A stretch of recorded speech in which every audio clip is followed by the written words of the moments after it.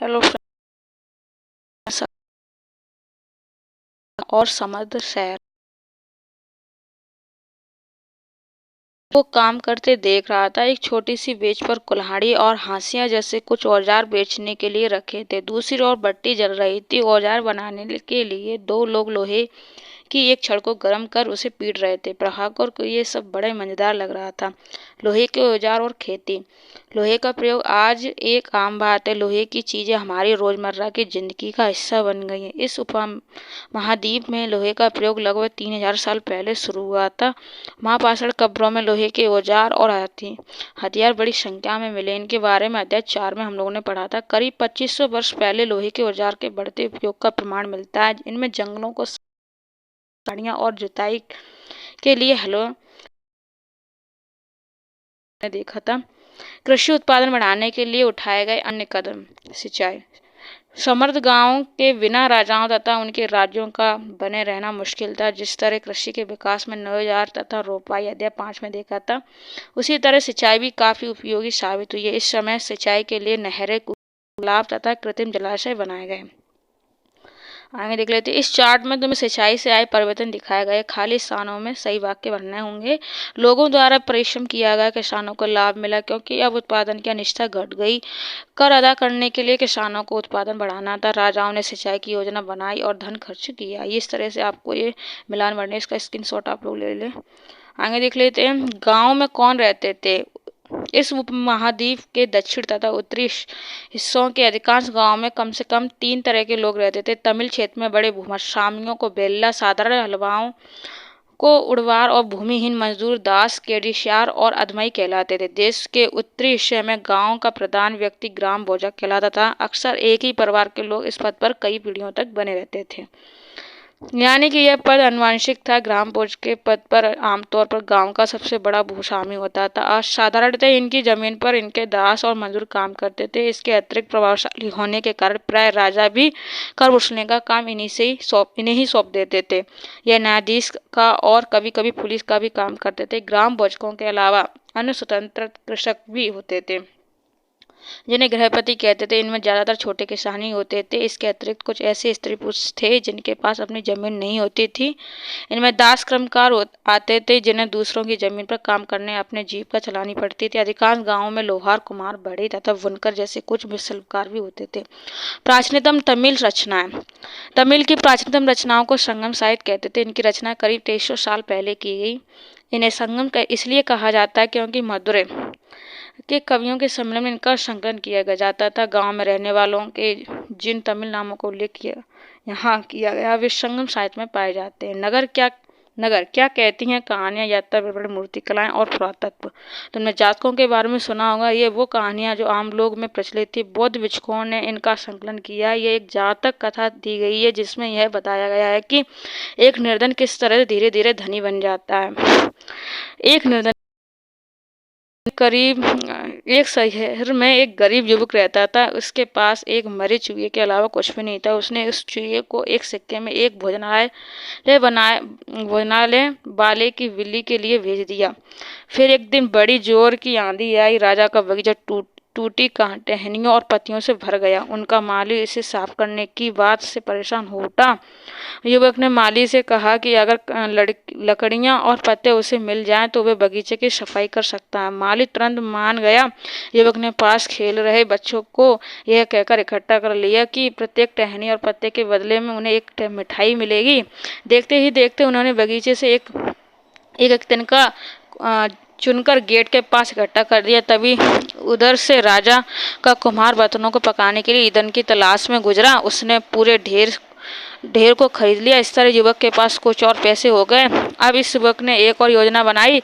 एक बड़े बर्तन में पानी भरकर वह नगर के द्वार पर गया और वहां उसने घास काटने वाले 500 लोगों को पानी पिलाया। खुश होकर उन्हें लोगों ने कहा, तुमने हमारे लिए इतना अच्छा काम किया, बताओ अब हम तुम्हारे लिए क्या कर सकते हैं। उसने कहा, मैं आपको यह बताऊंगा जब मुझे आपकी सहायता की जरूरत होगी। इसके बाद उसने एक व्यापारी से दोस्ती की। एक दिन उस व्यापारी ने बताया कि कल एक घोड़े का व्यापारी 500 घोड़ों के साथ शहर में आ रहा है। यह सुनकर उस युवक ने घास काटने वालों के पास जाकर, कृपया तुम सब एक एक घास का गट्ठर मुझे और और अपनी घास तब तक मत बेचो जब तक मेरी न बिक जाए। उन्होंने इस घास के 500 गट्ठर दे दिए। जब घोड़े के व्यापारी को कहा कहीं भी घास ना मिली तो उसने इस युवक की घास 1000 सिक्के में खरीद ले। इस कहानी में एक व्यक्तियों को व्यवसाय की सूची बनाओ। इस कहानी में आए व्यक्तियों के व्यवसाय की सूची बनाना है आप लोगों को। प्रत्येक के लिए यह तय करो कि वे का से शहर में, खा से गांव में, या फिर गा से गांव तथा गांव दोनों में रहते थे। घोड़े का व्यापारी शहर में क्यों आया, यह क्या महिला कहानी में बताए व्यवसायों को अपना सकती है, उत्तर के कारण बताओ। प्राचीन नगरों के जीवन के बारे में हमें कुछ अन्य स्रोतों से भी पता चल सकता है। शहरों गांव या फिर जंगलों के जीवन से जुड़ी घटनाओं को मूर्तिकार कलात्मक ढंग से उकेरते थे। इन मूर्तियों को ऐसी इमारतों की रेलिंग, खंभों या प्रवेश द्वार पर सजाया जाता था जहां लोग आते थे। इस तरह से यहाँ से हम लोग देखें नीचे सांची की मूर्तिकला। यह मध्य प्रदेश स्थित सांची की स्तंभ की मूर्तिकला का नमूना है। इसमें शहरों के जीवन का एक दृश्य तुम अध्याय 11 में देखोगे। हम लोग सांची के बारे में पढ़ोगे। इन दीवारों को देखा, क्या वे ईंट की बनी है या फिर लकड़ी या पत्थर से? क्या इसकी रेलिंग लकड़ी की बनी है? इन इमारतों की छतों का वर्णन करें। हड़प्पा की जल निकास व्यवस्था से यह कैसे भिन्न है, ये देखिए। अध्याय 5 में वर्णित अनेक शहर महाजनपद की राजधानी थे। जैसा कि तुमने पढ़ा, इनमें से कुछ शहर परकोटों से घिरे होते हैं, जैसा कि तुम अध्याय ऊपर के चित्र में देख रहे हैं। अनेक शहरों में वल्यूकूप मिले हैं। वल्यूकूप गुसल खाने, नाली या कूड़ेदान के लिए प्रयुक्त होते हैं। प्राय ये वल्यूकूप लोगों के घरों में होते थे। महलों, बाजारों या आम घरों के अवशेष बहुत कम मिले। समतल लकड़ी, मिट्टी व कच्ची ईंटों या छप्पर से बने होंगे। यह के कारण ये ज़्यादा समय तक टिक ना पाए। भविष्य में पुरातत्वविद इनकी खोज कर सकते हैं। प्राचीन शहरों के बारे में वहाँ गए नाविकों तथा यात्रियों के विवरण द्वारा भी पता चलता है। ऐसा ही एक विस्तृत विवरण किसी अज्ञात यूनानी नाविक का है। ये देखिए इधर, वेरीगाजा, भरूच का यूनानी नाम की कहानी।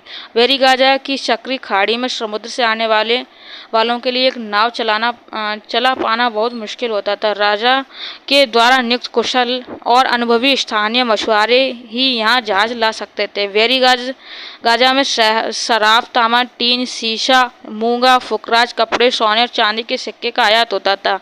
हिमालय की जड़ी बूटियाँ, हाथी दांत, गोमेद, कार्लियन, सूती कपड़ा, रेशम तथा इत्र यहाँ से निर्यात किए जाते थे। राजा के लिए व्यापारी विशेष उपहार लाते थे। इनमें चांदी के बर्तन, गाय, किशोर, सुंदर औरतें, अच्छी शराब तथा उत्कृष्ट महीन कपड़े शामिल थे। वेरीगाजा से आयात और निर्यात होने वाली चीज़ों की सूची बनाना होगा आप लोगों को। 2 ऐसी चीज़ें बताऊं जिनका उपयोग हड़प्पा युग में नहीं होता था। आहत सिक्के सामान्यतः आयताकार और कभी कभी वर्गाकार या गोलाकार होते थे। यह या तो धातु की चादर को काटकर या धातु के चपटे गोलिकाओं से बनाए जाते थे। इन सिक्कों पर कुछ लिखा हुआ नहीं था, बल्कि इन पर कुछ चिन्ह ठप्पे से बनाए जाते थे, इसलिए ये आहत सिक्के कहलाते हैं। ये सिक्के उपमहाद्वीप के लगभग अधिकांश हिस्सों में पाए जाते हैं और ईसा की आरंभिक सदियों तक ये प्रचलन में रहे। इस तरह से हैं सिक्के। यहाँ पर हम लोग कहेंगे सिक्के किस तरह सिक्कों के आधार पर संपत्ति का मूल्यांकन किया गया। पुरातत्वविदों के इस युग के हजारों सिक्के मिले। सबसे पुराने आहत सिक्के थे जो करीब 500 साल चले। इसका चिन्ह नीचे दिया गया। चांदी या तांबे के सिक्कों पर विभिन्न आकृतियों को आहत कर बनाए जाने के कारण इन्हें आहत सिक्के कहा गया। इस तरह से आगे देखते विनिमय के अन्य साधन। संगम साहित्य की इस छोटी सी कविता को पढ़ो। खेतों के सफ़ेद धान गाड़ियों पर लादे जा रहे नमक के लिए लंबे लंबे रास्ते, चांदी की सफ़ेद रेत पर परिवार को समेट कहीं पीछे छूट ना जाए। शहरों से नमक के सौदागरों के यूँ चले जाने से सिर्फ सन्नाटा रह जाता। समुद्र के किनारे नमक का बहुत ज़्यादा उत्पादन होता था। व्यापारी किस चीज़ से इसका विनिमय करते थे, वे इस तरह यात्रा कर रहे हैं। अनेक गतिविधियों के केंद्र। यह 2500 साल से भी ज़्यादा समय से एक महत्वपूर्ण नगर रहा है, क्योंकि यह यातायात व्यापार के 2 मुख्य रास्तों पर स्थित। इनमें से एक रास्ता उत्तर पश्चिम से पूर्व की ओर, दूसरा दक्षिण की ओर जाने वाला था। शहर के चारों ओर किलेबंदी थी। इसमें अनेक मंदिर थे। आसपास के किसान तथा पशुपालक शहर में रहने वालों के लिए भोजन जुटाते थे। मथुरा बेहतरीन मूर्तियाँ बनाने का केंद्र था। लगभग 2000 साल पहले मथुरा कुषाणों की दूसरी राजधानी बनी थी। इसके बारे में तुम अगले अध्याय में पढ़ोगे। मथुरा एक धार्मिक केंद्र भी रहा है। यहाँ एक बौद्ध विहार और जैन मंदिर है। यह कृष्ण भक्ति का एक महत्वपूर्ण केंद्र था। मथुरा के प्रस्तर खंडों तथा मूर्तियों पर अनेक अभिलेख मिले। आमतौर पर ये संचित अभिलेख जो स्त्री तथा पुरुषों द्वारा मठों या मंदिरों को दिए जाने वाले दान का उल्लेख करते। प्राय शहर के राजा रानी, अधिकारी, व्यापारी तथा शिल्पकार इस प्रकार के दान करते थे। उदाहरण के लिए मथुरा के अभिलेख में सोनारों, लोहारों, बुनकरों, टोकरी बुनने वालों, माला बनाने वालों और इत्र बनाने वालों का उल्लेख मिलता है। मथुरा के लोगों के व्यवसाय की सूची बनाओ।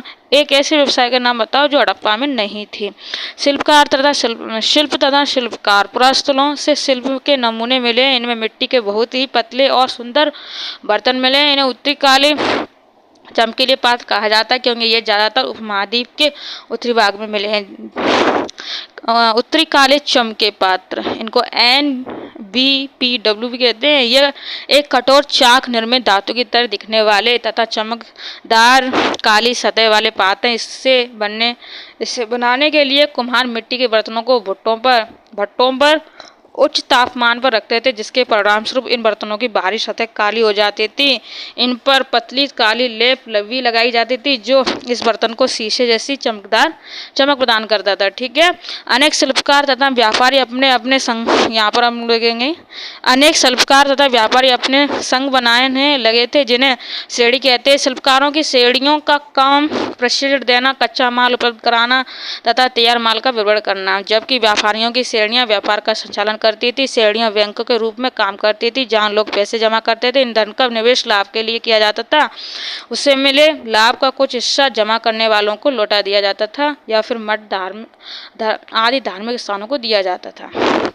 सूत काटने और बुनने के नियम। यह नियम अर्थशास्त्र के अध्याय 7 में उन्होंने देखा था। अर्थशास्त्र का उल्लेख किया था। इसमें वर्णन किया गया कि किस प्रकार एक विशेष पदाधिकारी की देखरेख में कारखानों में सूत की कताई और बुनाई की जाती थी। ऊन, पेड़ों की छाल, कपास, पटुआ तथा सन को तैयार करने के काम में विधवाओं को, सक्षम अक्षम महिलाओं, भिक्षुणियों, वृद्धा, वेश्याओं, राजाओं की अवकाश प्राप्त दासियों, सेविकाओं और अवकाश प्राप्त देवदासियों को लगाया जाता था। इन्हें इनके काम और गुणवत्ता के अनुसार पारिश्रमिक धन देना चाहिए। जिन महिलाओं को बाहर निकलने की अनुमति नहीं है वे अपने दासियों को भेजकर कच्चे माल को मंगवा सकती हैं और फिर तैयार माल उन्हें भिजवा सकती हैं। और वे औरतें जो कारखाने तक जा सकती हैं उन्हें अपना माल कारखाने तक तड़के ले जाना पड़ता था जहां उन्हें पारिश्रमिक मिलता था। इस समय माल को अच्छी तरह जांचने के लिए रोशनी रहती है। अगर निरीक्षक और इस औरत की तरफ देखता या उधर की बातें करता तो उसे सजा मिलनी चाहिए। अगर औरत ने अपना काम पूरा नहीं किया तो उसे जुर्माना देना होगा। इसके लिए उसका अंगूठा भी काट जा सकता था। इन महिलाओं की सूची बनाओ जिन्हें निरीक्षक नियुक्त कर सकता था। क्या काम करने के दौरान महिलाओं की मुश्किल झेलनी पड़ती थी। सूक्ष्म निरीक्षण अरिका मेड़ू। ये हम लोग देखेंगे। पृष्ठ 88 में रोम के बारे में दी जानकारी पढ़ो। लगभग 2200 से 1900 साल पहले अरिका मेड़ू एक पतन था। यहाँ दूर दूर से आए जहाज़ों से सामान उतारे जाते। यहाँ ईंटों से बना एक ढांचा मिला जो संभवतः गोदाम रहा होगा या भूमध्य सागरीय क्षेत्रों के अफरोआ जैसे पात्र मिले। इनमें शराब या तेल जैसे तरल पदार्थ रखे जा सकते हैं। इनमें दोनों तरफ से पकड़ने के लिए हत्थे लगे थे। साथ ही यहाँ एरेटाइन जैसे मुहरे लगे लाल चमकदार बर्तन भी मिले। इन्हें इटली के एक शहर के नाम पर एरेटाइन पात्र के नाम से जाना जाता है। इससे मुहरे लगे सांचे पर गीली चिकनी मिट्टी को दबाकर बनाया जाता। कुछ ऐसे बर्तन भी मिले जिनका डिजाइन तो रोम का था किंतु वे यहीं नहीं बनाए जाते। यहाँ रोमन लैब शीशों के बर्तन तथा रत्न भी मिले हैं। साथ ही छोटे छोटे कुंड मिले जो संभवतः कपड़े की रंगाई के पात्र रहे होंगे। ये यहाँ पर शीशे और अर्ध बहुमूल्य पत्थरों के मन के बनाने के प्रयास साक्ष्य मिले।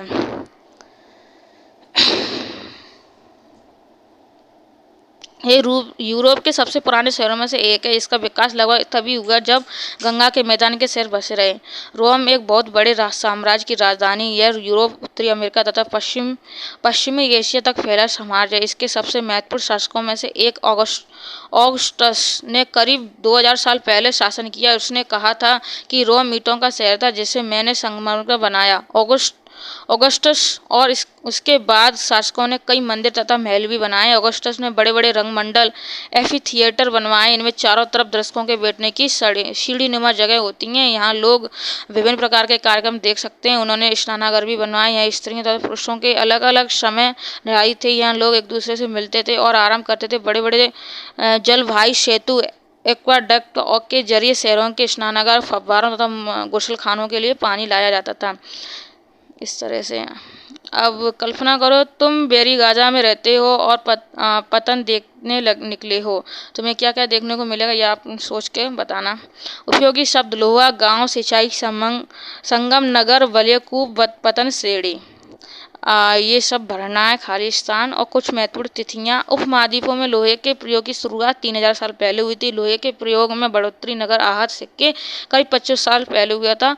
और संगम साहित्य की रचना की शुरुआत 2300 साल पहले, अरिकामा मेड़ू का पतन 2200 से 1900 साल पहले हुआ था। और कुछ इस तरीके से। और अब अध्याय 8 को देखेंगे, ये हमारा 8 अध्याय 9 को देखेंगे कल। ओके दोस्तों।